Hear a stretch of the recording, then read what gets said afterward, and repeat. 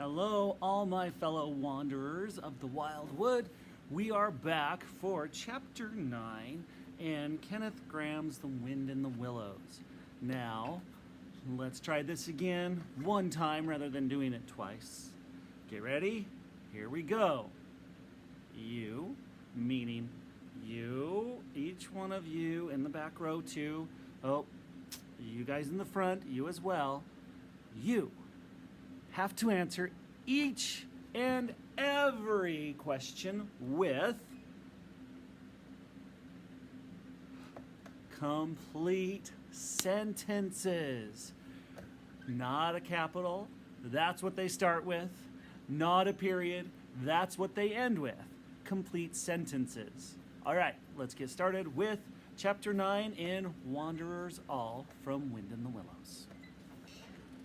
The water rat was restless, and he did not exactly know why. There was a feeling in the air of change and departure. Leaving the waterside, Rat wandered toward the country. He crossed a few meadows and pastures and thrust into a field of ripened wheat. Here, Rat had many friends who were always up for gossip. Today, however, the field mice and harvest mice seemed busy. Many were digging and tunneling. Some were hauling out dusty suitcases.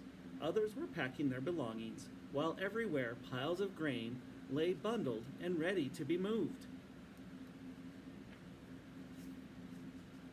You know, it isn't time to be thinking of winter quarters yet, said the water rat sternly.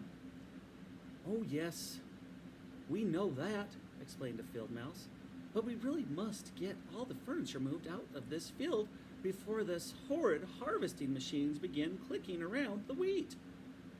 We're just making a start. Oh, bother, starts, said the rat. It's a splendid day. Come for a row in the river, or a stroll along the hedges, or a picnic in the woods, or something. Well, I think not today, replied the field mouse hurriedly. Perhaps some other day, when we've more time. The rat, with a snort, swung around to go, and returned somewhat grumpily to his river again. In the willows that lined the riverbank, he overheard several swallows talking together about their upcoming travels to the south. What's the hurry? Asked the rat. Oh, we're not off yet, replied the first swallow. We've only making plans and arranging things, talking it over, what route we're taking this year, where we'll stop, and so on. That's half the fun. Fun? Asked the rat.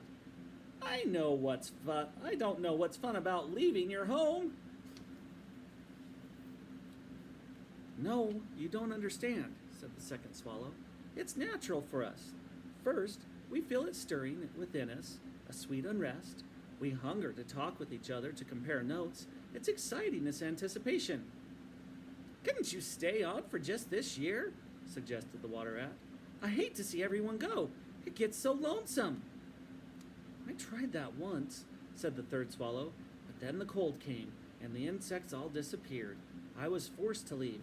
I shall never forget that blissful feeling after I arrived at the hot southern sun again on my back and the taste of my first fat insect. Never again will I not go south, said I. Ah, yes, the call of the south, twittered the other two dreamily. Its songs, its hues, its radiant air.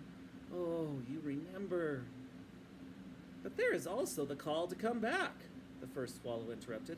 In due season, the song of lush meadow grass, wet orchards, warm insect-haunted ponds, of browsing cattle, of haymaking, and all the farm buildings clustering around the house of the perfect ease.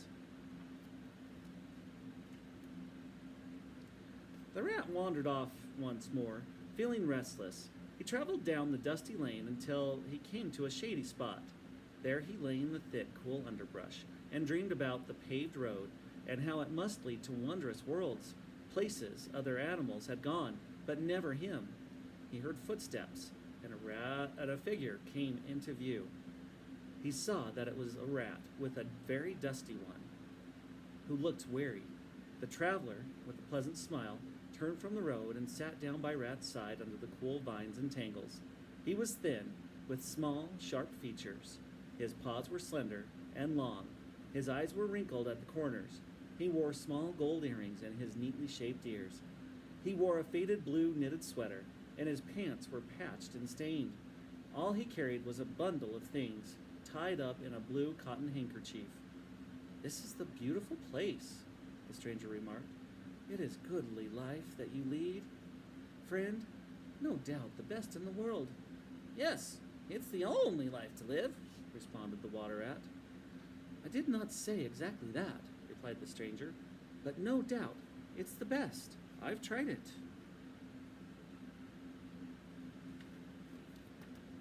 "And even though I've tried it 6 months of it, I'm leaving to go south, back to the old life, which will not let me go." "You are not one of us," said the water rat. "You're not a farmer, nor even of this country." "Right," replied the stranger. "I'm a seafaring rat. I was born in the port of Constantinople, though I'm a sort of stranger there, too. In a way, my family, all seafaring rats, is from there. As for me, my home is any pleasant coastal city. Between here and there, I know all of them, and they know me. Set me down on any of their docks or beaches, and I am home again." "Well, perhaps you have chosen the better way," said the water rat. "Tell me something of your sea travels, then, if you don't mind. What sort of memories do you bring home to warm your days by the fireside? To tell the truth, I was thinking today that my life is somewhat boring. I'm starting to hate it. Everyone else is leaving. I should be leaving too." The sea rat began to tell the water rat amazing stories of real but strange places. The stories sounded as if they were out of fairy tales, with strange foods and customs, exciting towns and ports, and places unknown. "It must be a hard life," murmured the rat, not really believing his own words. "Well, what do you think?" asked the sea rat with a weary smile and a wink. "That reminds me," said the polite water rat, noting the time. "Would you stay and take lunch with me? My riverbank home is close by." "Now, I call that kind of you," said the sea rat, "and I shall accept your offer. But couldn't you fetch it along out of here?" "I can't stop for long. I've got that ship to catch, you know." In no time the water rat had fetched the lunch basket, and the two animals began to eat. The sea rat continued stories of his travels. Spellbound and quivering with excitement, the water rat followed the adventures, mile by mile, over stormy bays, through crowded boathouses, across harbor barriers, over racing tide.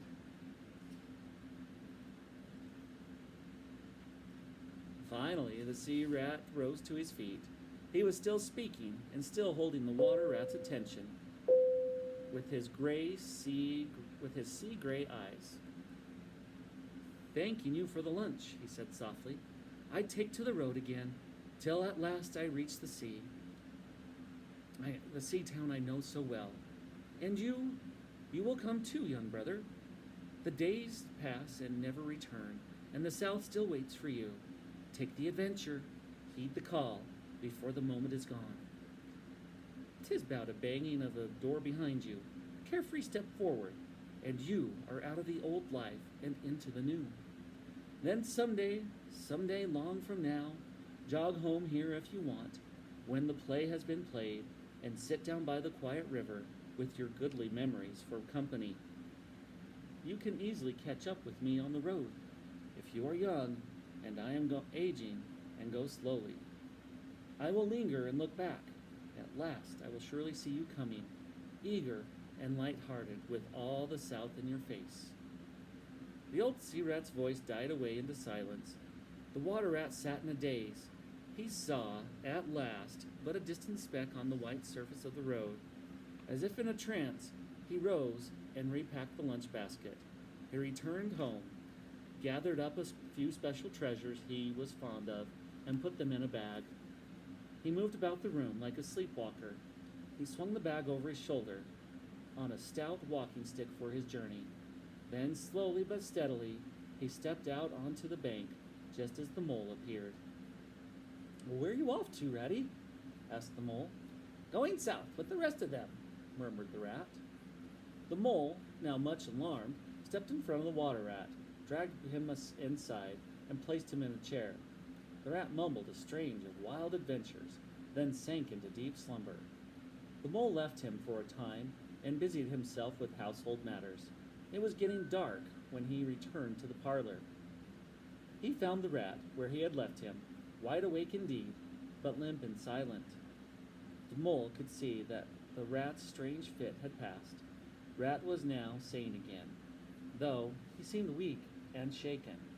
So the mole began to talk of the other matters. He talked about the important matters of home. He talked about the harvest moon rising, that very night, over bare acres dotted with grain bundles. Little by little, the rat began to sit up and to join in. About the harvest in apples and jams and jellies and their snug home life. The mole placed a pencil and a few half sheets of paper on the table at his friend's elbow. "It's quite a remarkable time since you did any poetry," Mole remarked. The rat pushed the paper away from him, but the understanding mole left him alone with the paper. When Mole peeped in again, some time later, the rat was scribbling away, pausing at times to chew on the top of his pencil, in deep thought. It was joy to the mole to know that the cure had at last begun. All right, my Wildwood friends, that does it for Chapter 9. Be sure to come in tomorrow to listen to Chapter 10. And before you click submit, you will make sure to use a complete sentence. One of the tricks I found that works for me is to restate the question. So if the question said, who did rat meet? Who did the water rat meet? I would say, the water rat met, and what did he meet?